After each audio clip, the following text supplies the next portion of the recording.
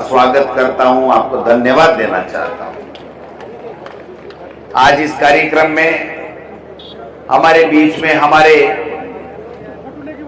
युवा साथी, आपके लोकप्रिय सांसद राहुल कसवा जी हैं। उनकी अध्यक्षता में कार्यक्रम हो रहा है। हमारे बहुत ही वरिष्ठ नेता आदरणीय नरेंद्र बुढ़ानिया साहब हैं, ऊषाराम जी गोदारा साहब हैं, रतनगढ़ के विधायक साहब हैं, इंद्राज खीचड़ जी हैं, हमारी पूर्व विधायक आदरणीय सुचित्रा आर्य जी हैं, बहन कृष्णा पूनिया जी हैं, और जिनके चर्चाएं खूब हुई हैं पायल सैनी जी, जो यहाँ नगर परिषद के सभापति हैं, जिन्होंने वो करके दिखाया जो लोगों के दिलों में था। मैं समझता हूं कि आप बहुत ही भाग्यशाली भी हैं और आप बहुत बहुत धन्यवाद की पात्र भी हैं। और साथ में मेरे बड़े भाई रफीक मंडेलिया जी, इनकी एक खासियत है कि जो भी बोलते हैं दिल से बोलते हैं। हो सकता है कभी कड़वा लगे किसी को, लेकिन सच बोलते हैं और 36 कौमों को साथ लेकर के काम करते हैं। ऐसे हैं हमारे रफीक मंडेलिया साहब। मैं मुस्तफा कुरैशी जी, मेरे चेयरमैन यहाँ आए हैं, राजगढ़ के चेयरमैन जी यहाँ पर हैं, भाई आसिफ खान है, रामानंद जी एनएसयूआई अध्यक्ष हैं, संजय कसवा जी हैं, प्रधान जी हैं, राम जी भाई जी हैं, दिनेश कसवा जी, संजय दीक्षित जी, परमेंद्र सियाग जी, ओम प्रकाश नागा जी, आदूराम जी, नौल साहब, किशोर कुमार जी धांधू, कमला पूनिया जी, जो मिट्टी लेकर के आई हैं। मैं आपको धन्यवाद देना चाहता हूं कि आपने, कमला पूनिया जी जो मिट्टी लेकर के आई हैं, मैं आपको धन्यवाद देना चाहता हूं कि आपने इस पुण्यतिथि को और यादगार बनाने का काम किया है। हमारी विमला कालवा जी हैं, विद्याधर बेनीवाल जी हैं, और राम रतन जी और नारायण जी और शारदा जी और गायत्री जी, और सम्मानित मंच सबका नाम मैं ले नहीं सकता, किसी का रह गया हो तो माफी चाहता हूं। आप सब लोग इस पुण्यतिथि के अवसर पर, इस मूर्ति के अनावरण के अवसर पर पधारे हैं और मुझे भी आपने मौका दिया है। मैं लंबी चौड़ी बात नहीं करूंगा, खेती का समय है, आप सुबह से आए हुए हैं, लंबी चौड़ी बात करने की आवश्यकता भी नहीं है। ये कार्यक्रम भी एक ऐसा कार्यक्रम है जिस कार्यक्रम को हम हमेशा हमेशा के लिए यादगार बनाना चाहते हैं। इसलिए हम ऐसी बात भी नहीं करेंगे कि किसी को कोई चुभती लगे। लेकिन एक बात जरूर मैं आप सबसे इस मौके के ऊपर करना चाहता हूं कि जब कुंभाराम आर्य जी जैसे लोगों ने एक लंबा संघर्ष किया, कड़ी मेहनत की, सबको साथ रखा, और उसके बाद में किसान के कल्याण के लिए, किसान की उन्नति के लिए, किसान किस प्रकार समर्थ बने, शक्तिशाली बने, वो अपने बेटे बेटियों को कैसे पढ़ाए और कैसे उसको सामाजिक सुरक्षा मिले। मैं समझता हूं इस दिशा में उन्होंने बहुत बड़ा काम हमारे देश और प्रदेश के किसानों के लिए किया। कुंभाराम जी आर्य के कभी भी एक जाति उनके दिल और दिमाग में नहीं थी। उनके दिमाग में था वो गरीब, पीड़ित, शोषित, वो किसान, चाहे उसकी 2 बीघा जमीन हो, चाहे उसकी 100 बीघा जमीन हो, चाहे 5 बीघा जमीन हो, कि उसको जमीन का अधिकार नहीं मिल रहा। वो काश्त कर रहा है, लेकिन उसकी काश्त का फैसला, उसमें क्या अन्न होगा, कितना होगा, और उस मेहनत करने वाले किसान के कितना जाएगा घर पे, उसके बच्चों के पेट में कितना अनाज जाएगा, इसका फैसला दूसरे लोग किया करते थे। उनके मन में तकलीफ थी, छुआछूत का बोलबाला था, शिक्षा नहीं थी, पूरा शोषण होता था, अत्याचार होता था, अन्याय होता था। आज तो हमारे बच्चे भी पढ़ लिए, नौकरियां भी कर रहे हैं, बिजनेस भी कर रहे हैं, लेकिन उस वक्त ये सब चीजें हमारे यहाँ पर नहीं थी। उस वक्त महिला शिक्षा भी नहीं थी। आज तो हमारी बेटियां लंदन में पढ़ रही हैं, यूएस में पढ़ रही हैं, लेकिन उस वक्त नहीं था। इसलिए उनको ज्यादा तकलीफें आई, लेकिन उन्होंने अपनी तकलीफों को ध्यान नहीं दिया।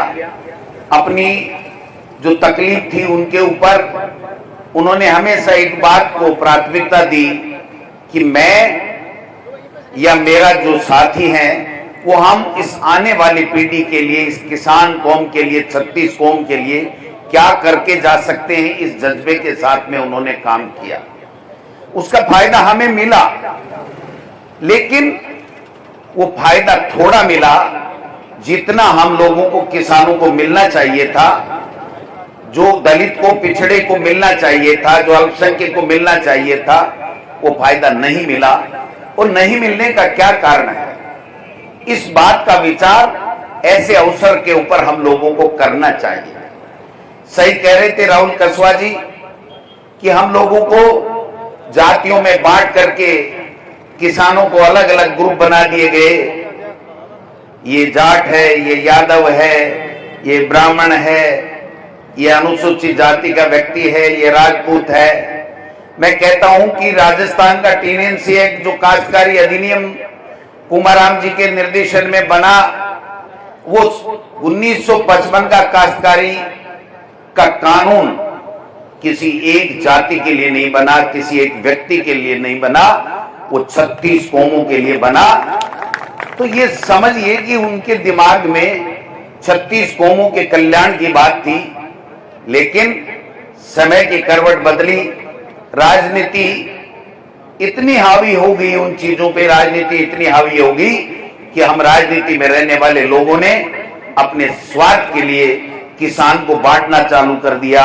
और जातियों में बांटने के कारण से मैं समझता हूं कि वो चीज आज तक हम हासिल नहीं कर पाए जिसका सपना कुमाराम जी, दौलतराम जी सारण, परशुराम जी मदेरना या हमारे दूसरे लोगों ने स्वतंत्र आंदोलन के समय लिया था।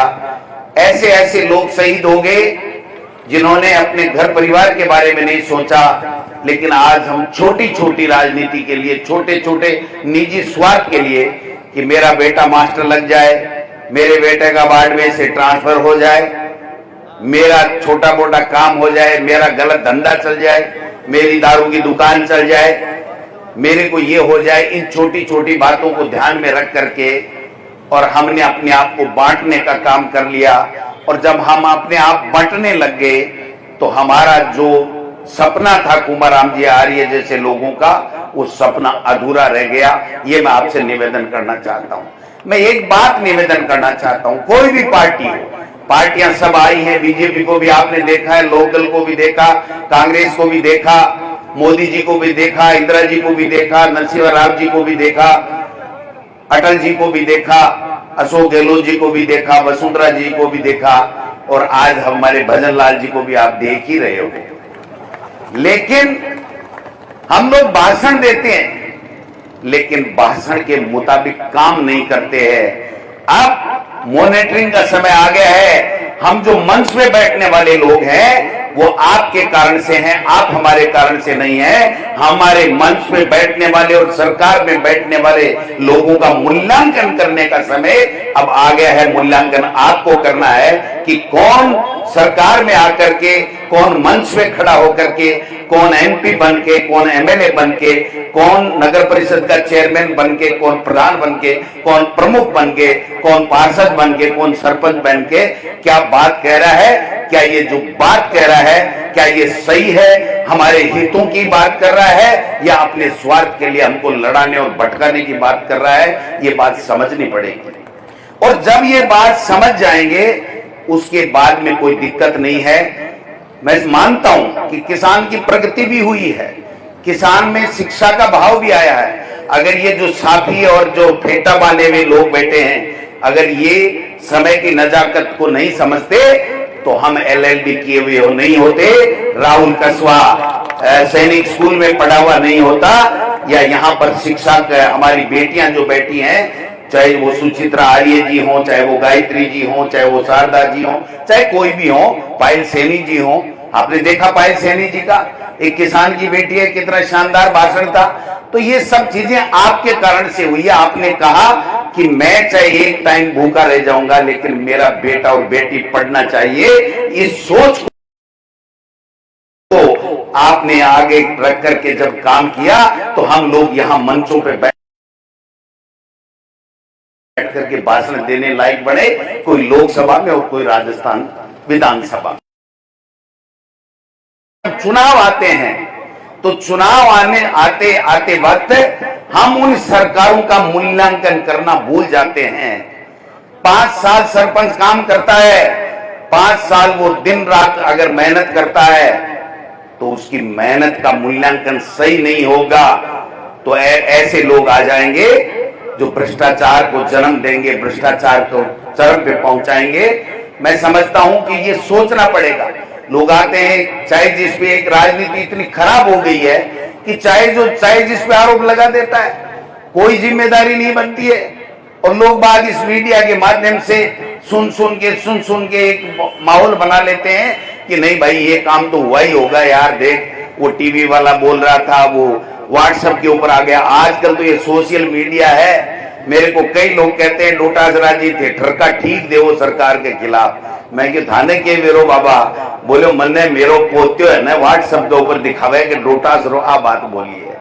तो मैं कहना चाहता हूं कि हर व्यक्ति उस बात का मूल्यांकन जिस दिन करने लग जाएगा कि ये बात सही है, ये बात गलत है, ये लोग अपनी स्वार्थ के लिए गलत बोल रहे हैं, ये लोग सही बोल रहे हैं, जब सही का फैसला आप करने लग जाओगे तो वास्तव में जो स्वर्गीय कुमाराम जी आर्य जैसे लोगों ने सपना सोचा था वो सपना तब जाकर के पूरा होगा। ये मैं आपसे निवेदन करना चाहता हूं। आज आप देखिए मर्जी है जो भाषण दे देता है, जो बन जाते हैं उसके बाद में हल्दी की गांठ लेकर के पसारी बन जाते हैं, चाहे जो भाषण ठोकने लग जाते हैं। आप उदाहरण देख लीजिए।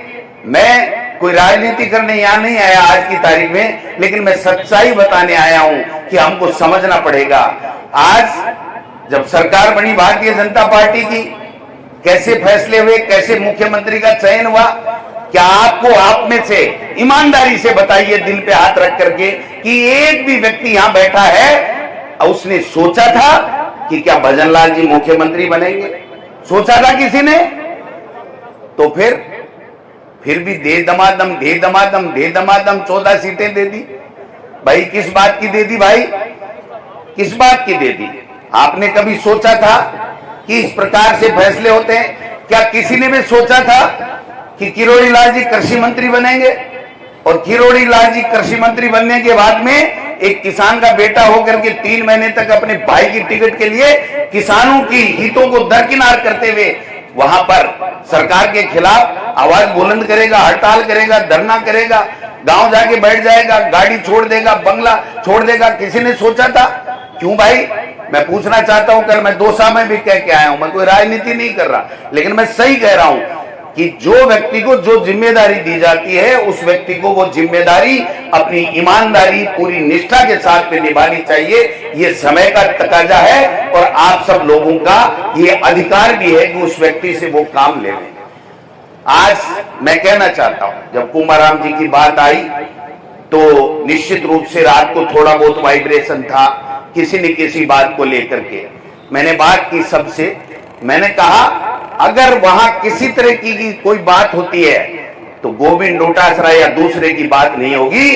लोग हम पे हंसेंगे कि वो किसान कम्युनिटी जिसने स्वतंत्रता सेनानी स्वर्गीय कुमाराम जी की मूर्ति के अनावरण के कार्यक्रम में इस प्रकार की बात हो गई। मैं धन्यवाद देना चाहता हूं मंच पे तमाम लोगों को कि उन्होंने बड़ा दिल रखते हुए कहा कि नहीं, चिंता करने की बात नहीं है। हम 36 कौमों के लोग स्वर्गीय कुमाराम जी आर्य साहब से प्यार करते हैं, उनकी विचारधारा को प्यार करते हैं, उनके जज्बे को सलाम करते हैं। हम उनको सही रूप से पुष्पांजलि अर्पित करेंगे। आप लोग आइए। मेरी पत्नी कल से हॉस्पिटलाइज है, लेकिन मैं कल मेरी पार्टी के काम दोसा गया, टोंक उनियारा गया, वहां पर टोंक में देवली उनियारा गया। मैंने पूछा, मैंने कहा भाई तेरा आज ऑपरेशन है तो मुझे क्या करना चाहिए?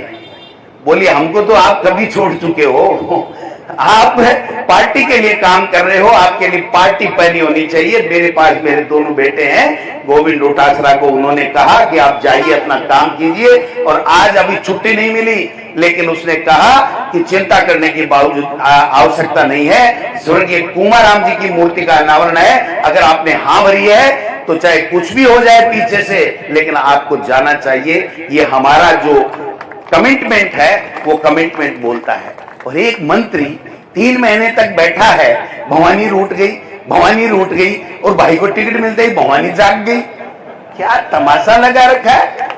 कृषि मंत्री बनते ही ये कहते हैं, कोई टोकने वाला नहीं है इनको, कृषि मंत्री बनते ही कहते हैं कि किसान की आदत पड़ गई है कि वो लोन लेगा और फिर नहीं चुकाएगा।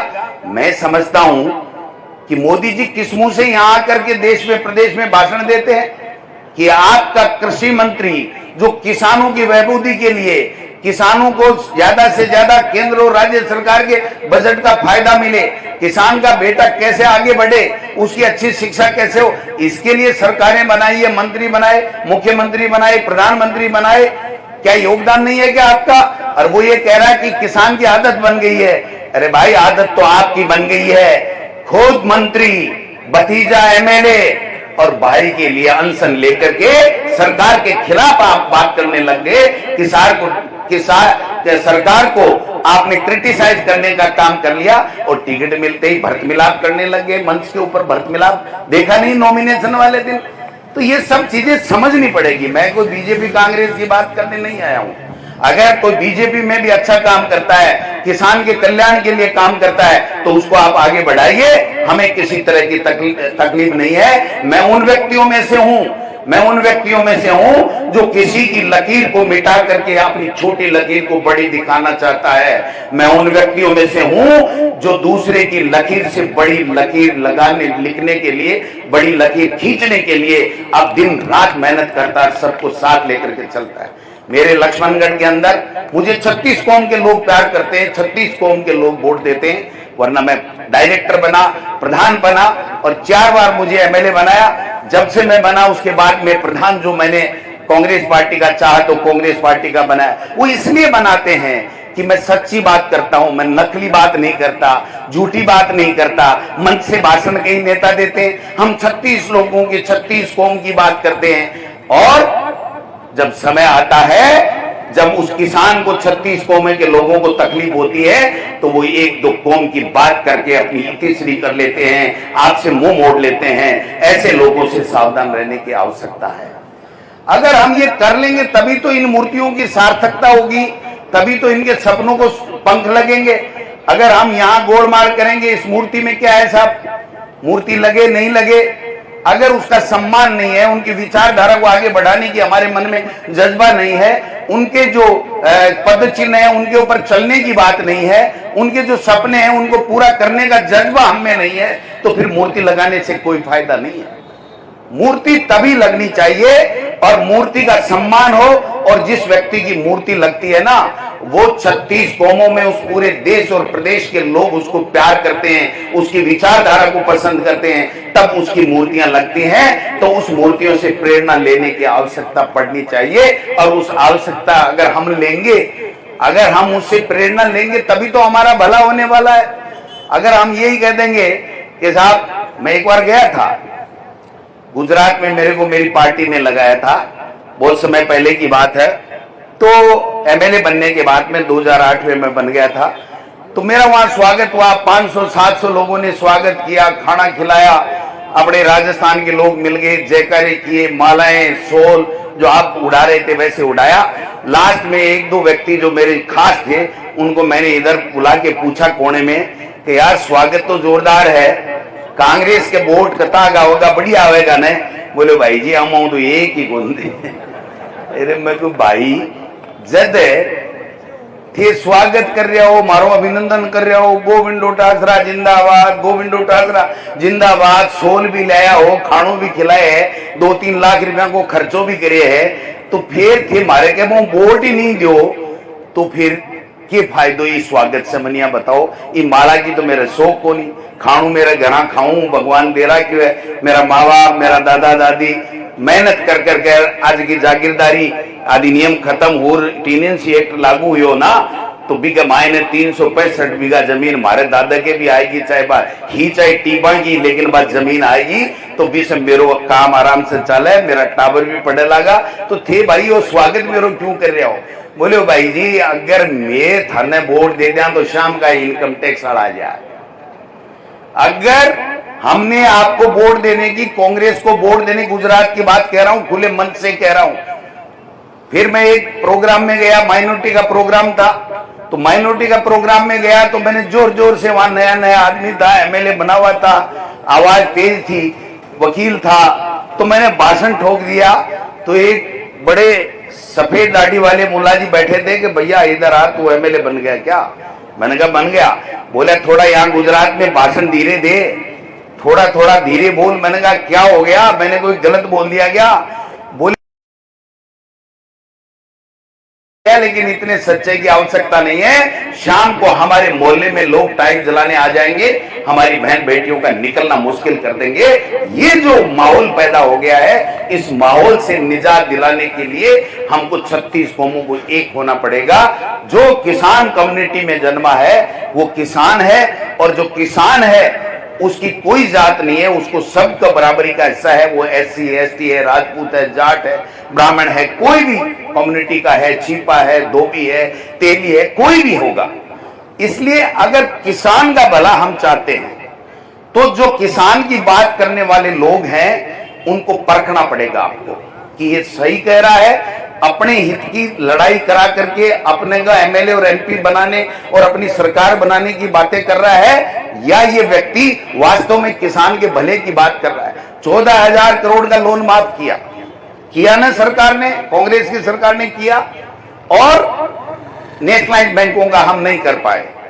एक भी व्यक्ति कोऑपरेटिव बैंक का कर्जा माफ था, वो सारा माफ कर दिया, लेकिन नेशनलाइज का इसलिए नहीं कर पाए कि केंद्र जो रिजर्व बैंक है वो, मैं समझता हूं कि वो अगर कोई गाइडलाइन देता, जैसे बड़े बड़े सेठ साहूकारों की, बड़े बड़े उद्योगपतियों के लिए वन टाइम सेटलमेंट और NPA करने की जो प्रथा चली हुई है बड़े बड़े उद्योगपतियों के लिए, अगर उस तरीके की केंद्र सरकार व्यवस्था करती तो मैं गारंटी के साथ कहता हूं, गोविंद डोटासरा उस पार्टी का प्रदेश अध्यक्ष था। उस पार्टी के प्रदेश अध्यक्ष के नाते मैं जिम्मेदारी से हर मंच पे कहता था कि हमारे किसान भाइयों का, नेशनलाइज्ड बैंकों का भी अगर केंद्र सरकार चाहे तो हम कर्जा माफ करेंगे, बिल्कुल से उसमें 1 रुपए का कर्जा नहीं रहना चाहिए। ये कमिटमेंट की बात होती है, और आज आते ही कह दिया कि कोई कर्जा न तो मिलेगा तो माफ नहीं होगा, और उसके बावजूद भी ठोक डकाटक 115 दे करके मोदी जी आए।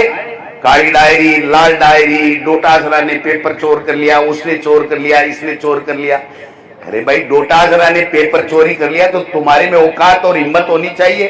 डबल इंजन की सरकार है, गोविंद डोटासरा तो कह रहा है कि जिसने बेईमानी की, किसने जो बेरोजगारों के साथ, युवाओं के साथ धोखा किया, उनको जेल के अंदर डालिए ना। कौन मना कर रहा है आपको? मना कौन कर रहा है?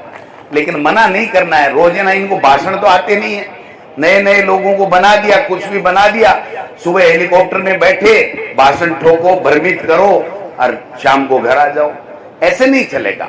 अगर कोई जिम्मेदार व्यक्ति, चाहे वो किसी भी पद पे है, चाहे वो MLA है, MP है, मंत्री है, मुख्यमंत्री है, प्रधानमंत्री है, चाहे वो चेयरमैन है, अगर वो कोई बात करता है तो उसकी बात की वैल्यू होनी चाहिए। उस बात के ऊपर उसको अपनी नाप तोल के बात करनी चाहिए। ऐसे डगमग अपने वोटों के लिए ये दे रहा है, ये जाति इधर दे देगी, ये जाति इधर दे देगी, और ये कर करके भारतीय जनता पार्टी की जो षड्यंत्रकारी नीतियां हैं वो चल गई। और हरियाणा के अंदर आपने देखा होगा कि किस प्रकार से सबको एक दूसरे को बांट दिया। तुम इधर जाओ, तुम इधर जाओ, तुम इधर जाओ, तुम इधर जाओ, और फिर बाकी मेरे पीछे रह जाओ। फिर वही बीजेपी।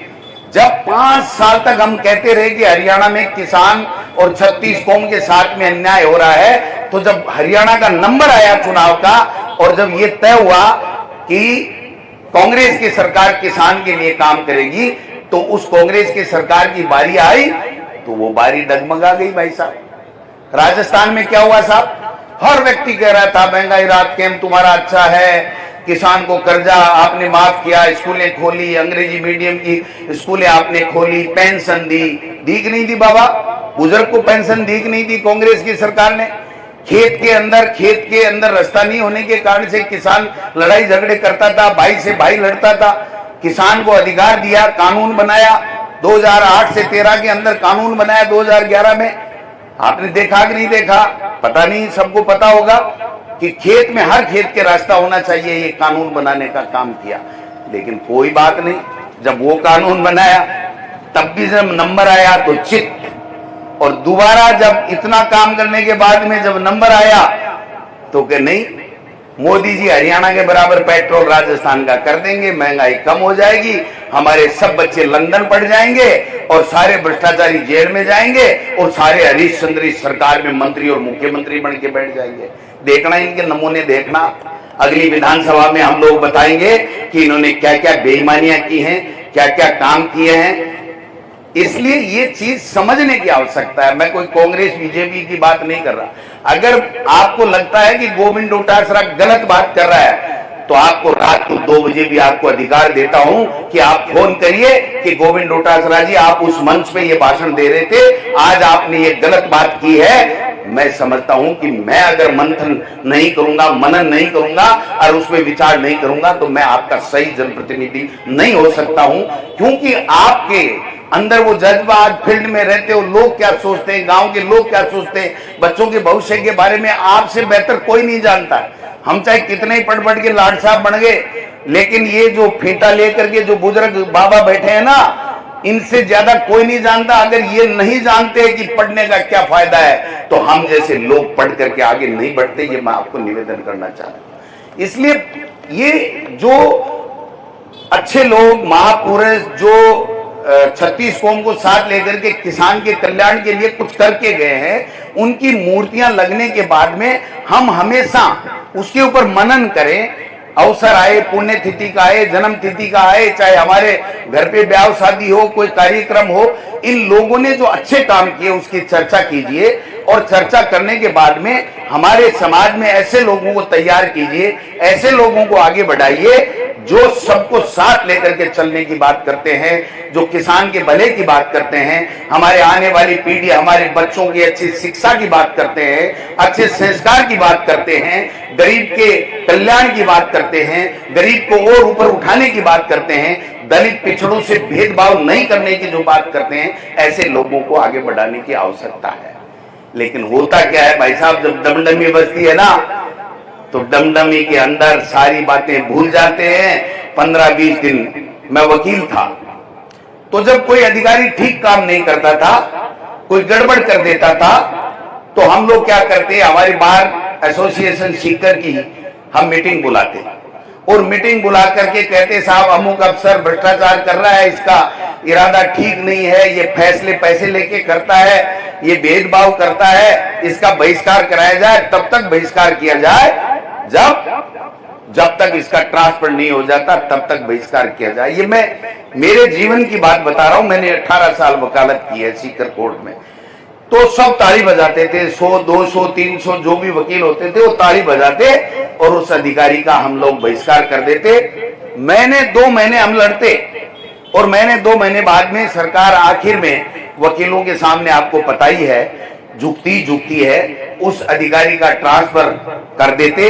लेकिन वो जो हमने जिस दिन उसका बहिष्कार किया, उसके 2 दिन बाद में हम वकीलों में से ही 5 आदमी आके कहते, यार मेरे एक नया केस आया हुआ है, ये तुमने क्या गोविंद डोटासरा लफड़ा कर दिया, क्या है यहाँ पर बहिष्कार कर दिया, पता नहीं सरकार कब ट्रांसफर करेगी, मेरे को स्टे नहीं मिलेगा तो मेरे को फीस नहीं मिलेगी। और 2 दिन, 4 दिन, 5 दिन बाद में ऐसा माहौल बनता और ऐसा महसूस कराया जाता कि हमने पता नहीं कितनी गलती कर ली कि आज के बाद में कभी किसी का बहिष्कार नहीं करेंगे, क्योंकि वकील के तो रोजाना कोई आएगा, उसको फीस देगा, मेहनताना देगा, तभी तो उसके पीपे में आटा आएगा। तो ये हो जाता। लेकिन महीना 1.5 महीना हम क्रिटिसाइज होता सरकार में भी यही है कि जब चुनाव आते जोश जोश में जाति धर्म संप्रदाय पता नहीं क्या क्या बातें आ जाती हैं, क्षेत्रवाद आ जाता है, इलाकेवाद आ जाता है, और कोई स्वार्थ आ जाता है, हम फैसला कर देते हैं और महीने 20 दिन बाद में हम कहते हैं कि इससे तो 1000 गुना पहले वाली सरकार अच्छी थी, हमने क्या बना दिया क्या नहीं बना दिया। इसलिए मैं निवेदन करना चाहता हूं कि समय के ऊपर अगर हम लोग सोचेंगे, समय के ऊपर सोच करके अगर हम फैसला करेंगे तो निश्चित रूप से किसानों का भला होगा, हम सबका भला होगा। इसलिए अच्छे लोगों को आगे बढ़ाइए, जो सच्ची बात करते हैं, दिल से बात करते हैं। थोते भाषण देने वालों से सावधान रहने की आवश्यकता है, थोते भाषण देने वालों से सावधान रहने की आवश्यकता है। जो आपके हित की बात करे, आपके दिल की बात करे, उन लोगों को आप आगे बढ़ाने का काम करें। और सच्ची श्रद्धांजलि, सच्ची पुष्पांजलि तभी होगी जब हम सब मिलकर के उन्होंने जो समाज के लिए कर दिया है उसको और ज्यादा मजबूत करने का काम करें। आपस में बंटे नहीं, आपस में लड़े नहीं। आप देखिए कि बीजेपी किस प्रकार से प्रचार करती है, किस प्रकार से ध्रुवीकरण करती है। आज का भास्कर पढ़ा होगा आपने, पढ़ा कि नहीं पढ़ा? पढ़ा ना, क्या क्या बांट रहे हैं कि गोधरा में क्या हुआ क्या नहीं हुआ, किस प्रकार से वहां पर जो कत्लेआम हुआ उसकी किताब पढ़ा रहे हैं। भाई इससे क्या फायदा होगा आप बताओ मुझे, किसी को फायदा है उस बातों से? तो मैं समझता हूं कि ये सब बांटने की बातें हैं कि यहां हिंदू मुस्लिम कर दो, जिससे हमारी बातों पे कोई ध्यान नहीं दे। इसलिए मैं आपसे इतना ही निवेदन करना चाहता हूं कि आप सब लोगों को धन्यवाद, आयोजक मंडल को बहुत बहुत धन्यवाद, खेती के समय में आप आए उनको भी धन्यवाद। हम सब मिलकर के सबको साथ लेके चले, 36 कौमों को साथ लेके चलेंगे तो हमारा कल्याण होगा। धन्यवाद। जय हिंद, जय भारत, जय किसान, जय कुंभाराम। धन्यवाद। बहुत बहुत धन्यवाद साहब। के लिए मैं चौधरी कुंभारा हमारे किसान फाउंडेशन के प्रदेश महासचिव गोविंद जी चौधरी से निवेदन करूंगा कि 1 मिनट का वो धन्यवाद ज्ञापन करें। उसके बाद में मूर्ति अनावरण के लिए हम प्रस्थान करेंगे। गोविंद जी।